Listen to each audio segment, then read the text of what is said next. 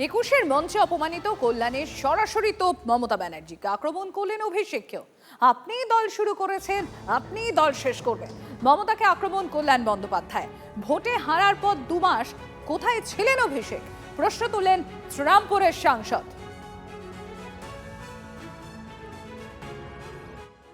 আমি শুরু করার পরই কিছুক্ষণ পর অভিষেক এলো, সারা মঞ্চ ঘুরে বেড়ালো, হাততালি কোড়ালো। একটা বক্তৃতা দেওয়ার সময় ওভাবে ঘুরতেও নেই, সেটাও একটা নর্মাল কাটছি। বক্তৃতা শেষ হয়ে গেলে ঘুরুক না, আমার পপুলারিটি কতটা সেটা দেখানোর জন্য তার তো সেই জায়গাটা তখন নয়, একটু পরে দেখাতে পারতো। 7 মিনিট আমি থেমে গেলাম, তাই বলে শেষ করেছি। কুণাল এসে দাঁড়িয়েছে, আমি শেষ করেছি। আমাকে তো শেষ করতেও তো 2 মিনিট লাগে একটা বক্তব্য। এবার আমি যখন নামছি তখন দিদি খুব অত্যন্ত অসম্মানজনকভাবে আমাকে বললো, 1 ঘন্টার ওপর বক্তৃতা দিচ্ছি, ভীষণ অসম্মানজনকভাবে। তো আমি বললাম, আমি আপনাকে এইসব কথা কে কানে দেয়? পাশে তখন অভিষেক আর শোভনদেব বসে রয়েছে। এইরকমভাবে পাবলিক হিউম্যানিটি তো ভালো লাগে না দিনের পর দিন। দিদিকে এও বলেছি, যাদের আপনার যত নেতা আছে না এখানে, যাদের যাদের বক্তৃতা দিয়েছেন, তাদের একটাও গত 2 মাস 2.5 মাসে যায়নি কোথাও। অভিষেক বন্দ্যোপাধ্যায় অত বড় লিডার, তো 2 মাস 2.5 মাস ঘুরলো না কেন? শোভনদেব চ্যাটার্জি অত বড় লিডার, ঘুরলো না কেন? আর দিদির অত ঘন ঘন বিরক্ত হলে হবে না। দিদির যদি মনে হয় অভিষেক এসে বসে আছে কেন, এটা যদি দিদির বিরক্তের কারণ হয়, তাহলে আমাদেরকে ছেড়ে দেওয়া ভালো, শুধু অভিষেক নিয়ে থাকুক দিদি। তাহলে বাংলার কোটি কোটি মানুষ আর লক্ষ লক্ষ তৃণমূল কংগ্রেসের ওয়ার্কারের জন্য মমতা দি বাংলার নেত্রী হয়েছে।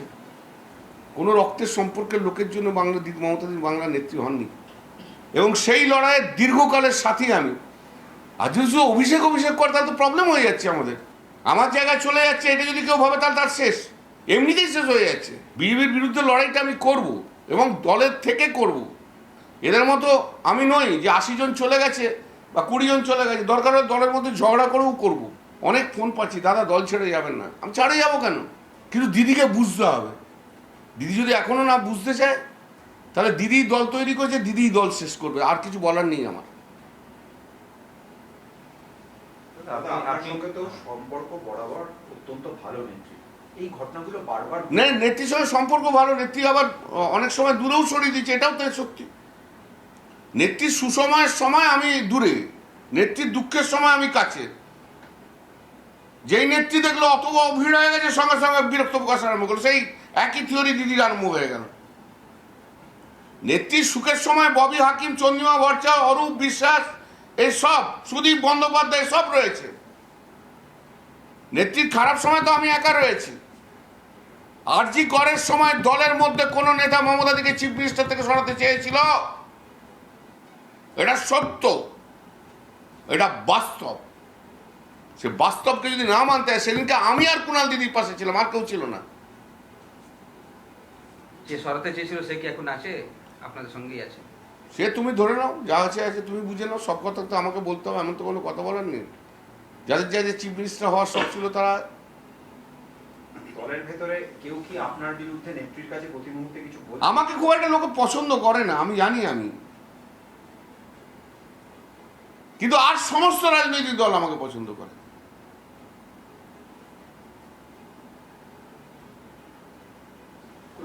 সেদিনও যা ছিল আজও তাই। কেউ তো কানের মধ্যে গুঁজেছে, 1 ঘন্টা বক্তৃতা দিচ্ছে, তারপরের মেসেজটা আমি দিদিকে যেটা করেছি মঞ্চ থেকে বেরিয়ে, আপনাদের সেটা দেখাবো না। দ্যাট ইজ আর 1:15। তাহলে 12:45-এ মেসেজ করেছি, তার 5 মিনিট পর বসছি। তারপরে আপনারা দেখেছেন দিদির সঙ্গে তর্ক বিতর্ক, যে তারপরের মেসেজটা হচ্ছে 1:15। তাহলে কতক্ষণ হলো? আর দিদি এমনি এমনি করে ঘড়ি দেখালেই হবে? 1 ঘন্টা ধরে বলছি, 1 ঘন্টা ধরে বলছি, মেনে নেবো আমি দিদিকে ভালোবাসি, দিদিকে শ্রদ্ধা করি, দিদির জন্য সব কিছু করতে রাজি আছি, কিন্তু দিদিকেও রিজনেবল হতে হবে।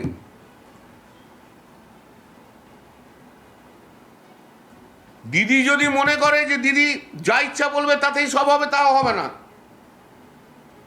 দিদি যদি মনে করে যে কোনো সময় বিরক্ত দেখাতে পারি পাবলিকলি সবাইকার এগেনস্টে, তাও হবে না। আর দিদি যদি মনে করে অভিষেক আর ডাইরেক্ট যা বলবে তাই তাও চলবে, তাতেও হবে না। যে লড়াই করে তাকে স্বীকৃতি দিতে হয়, সর্বসমক্ষে সেই স্বীকৃতি দিতে হবে। দাদা আপনি এইমাত্র বললেন যে আপনি দল প্রয়োজনে দলে থেকে ঝগড়া করবেন, যাই এই করবেন। তো ঝগড়া তো করছি আপনার সামনে দিয়ে। আপনি যে পয়েন্টটা তুললেন, এই পয়েন্টটাও কিন্তু যারা দল ছেড়ে চলে গেছে তারাও বলছে যে এই অভিষেকের জন্য দল ছেড়ে গেল কেন? একসঙ্গে তো বলতে পারতো। 2022-এ আমি তো অভিষেকের বিরুদ্ধে বলেছিলাম, তখন এই 80 জন কোথায় ছিল? তখন তো অভিষেককে তেলিয়েছিল। 60 জন না 65 জন, এই 20 জন। একমাত্র কাকলি ছাড়া, আমি বলে দিচ্ছি আপনাকে, একমাত্র কাকলি ছাড়া সুখেন্দু শেখর রায় এটা প্ল্যান্টেড করেছিল যে চিফ হুইপ থেকে পদত্যাগ করাতে হবে 2022-এ, একমাত্র কাকলি ছাড়া।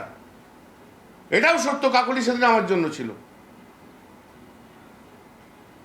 কল্যাণদা, আপনি যে কথাগুলো বললেন অত্যন্ত গুরুত্বপূর্ণ এবং সিরিয়াস, তার কারণ রাজ্যে প্রধান বিরোধী দল তৃণমূল কংগ্রেস, নেত্রী মমতা বন্দ্যোপাধ্যায়, তিনি যদি তার ধারণা, তার মত, তার চলার পথ না বদলান, তাহলে রাজ্যের রাজনীতি কোথায় গিয়ে দাঁড়াবে সেটা আমি জানি না, আগামী দিন মানুষ বিচার করবে।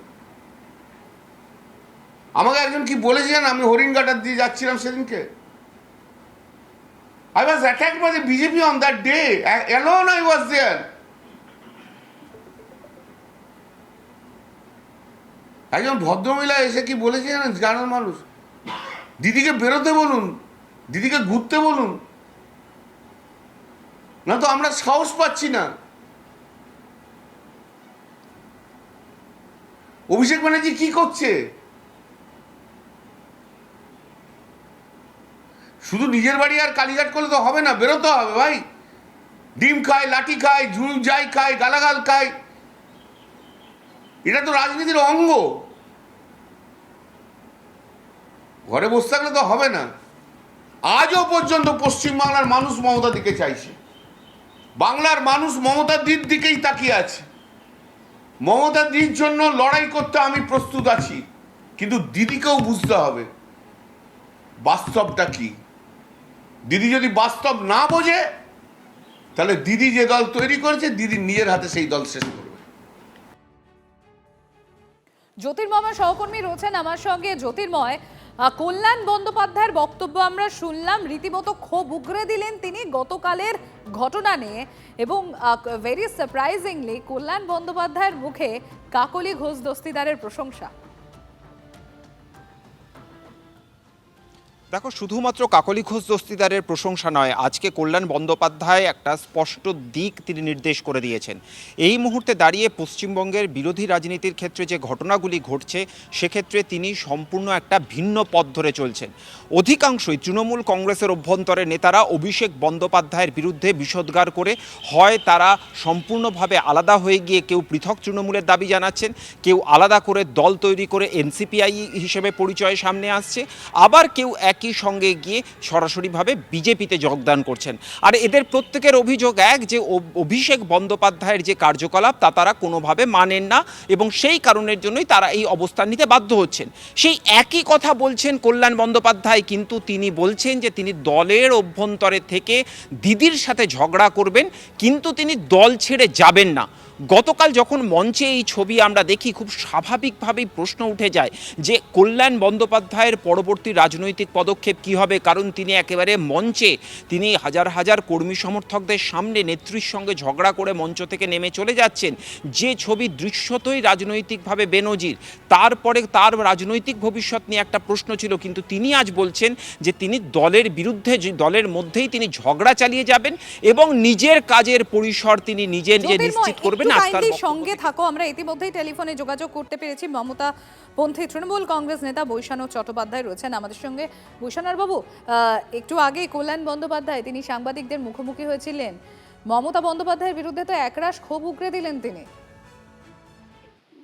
আমি এইটুকু বলতে পারি, মমতার দিকে দেখেই কিন্তু তৃণমূল কংগ্রেস হয়, এবং সেটা আমরা সকলেই মেনে চলি, সেটা সবারই মেনে চলি। এবং এখানে কি হয়েছে আমি ব্যাপারটা বিস্তারিত জানি না, না জেনে কোনো মন্তব্য করব না। তবে মমতা দি হলো আমাদের প্রধান, যাকে দেখিয়ে আমরা তৃণমূল কংগ্রেসে সবাই আসে, এবং মমতা দি যেখানে যা বলবেন সেটা আমাদের সবারই মেনে চলা উচিত, এইটুকুই বলতে পারি, এর বাইরে আমার কিছু বলার। বৈশানব বাবু, আর একটা ছোট্ট বিষয় একটু কাইন্ডলি তিনি কল্যাণ বন্দ্যোপাধ্যায় বলছেন যে দিদি দল তৈরি করেছেন, দিদি দল শেষ করবেন, আর তিলোত্তমা কাণ্ডের ঘটনা তিনি উল্লেখ করে বলেছেন সেই সময় বেশ কয়েকজন মুখ্যমন্ত্রীকে সরাতে চেয়েছিলেন। আমি এই বিষয়গুলো এতটা জানি না, কিন্তু দিদিকে দেখেই আমরা দল করি। দিদি যতদিন মাথার উপরে সবার আছেন, দিদি নেতৃত্ব দেবেন, দিদির কথা আমাদের সকলের মেনে চলা উচিত, এর বাইরে আমার কোনো বক্তব্য নেই। ধন্যবাদ বৈশানর বাবু।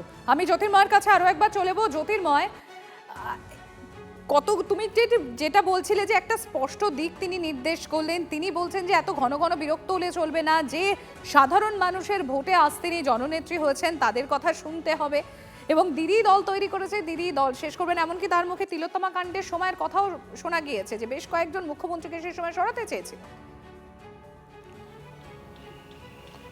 দেখো, একদম তিনি স্পেসিফিকভাবে একজনের কথা বলেছেন এবং তিনি পরে স্পষ্টও করে দিয়েছেন যে যার মুখ্যমন্ত্রী হওয়ার আকাঙ্ক্ষা ছিল তিনি সেই সময় মমতা বন্দ্যোপাধ্যায়কে মুখ্যমন্ত্রীর পদ থেকে সরাতে চেয়েছেন।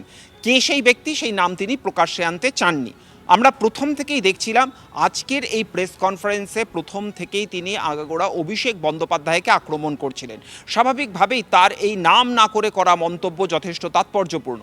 এর পাশাপাশি তুমি যে কথা কিছুক্ষণ আগে বললে যে আজ যখন এই ডামাডোলের পরিস্থিতি, তিনি বলছেন যে তাকে চিফ হুইপ থেকে সরানোর ক্ষেত্রে প্রথম সেই বিষয়টি প্ল্যান করেছিলেন সুখেন্দু শেখর রায়, একমাত্র কাকলি ঘোষ দস্তিদার তার পাশে ছিলেন। খুব তাৎপর্যপূর্ণ মন্তব্য, তার কারণ কাকলি ঘোষ দস্তিদার তার বিরুদ্ধে, কল্যাণ বন্দ্যোপাধ্যায়ের বিরুদ্ধে যেভাবে সরাসরিভাবে আক্রমণ শানিয়েছেন, অর্থাৎ তিনি যেমন তৃণমূল কংগ্রেসকে আক্রমণ করছেন, অভিষেক বন্দ্যোপাধ্যায়কে আক্রমণ করছেন, মমতার নীতি নিয়ে প্রশ্ন তুলছেন, আলাদাভাবে একমাত্র তৃণমূল কংগ্রেসের নেতা যার সম্পর্কে তিনি অভিযোগ করেছেন কল্যাণ বন্দ্যোপাধ্যায় সম্পর্কে, তার আচার আচরণ নিয়ে তিনি ইতিমধ্যেই স্পিকারের কাছে অভিযোগ জমা দিয়েছেন।